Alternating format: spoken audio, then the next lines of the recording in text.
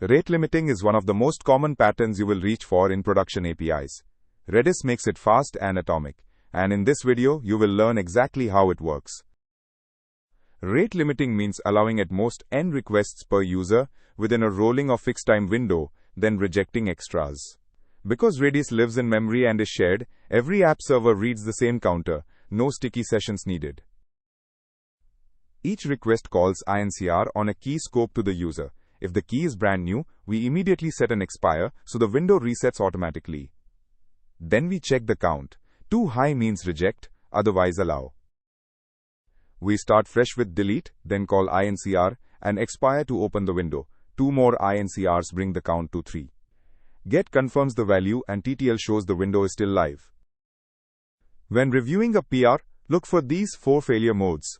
Expire on every call resets the window. A get then set is a race condition.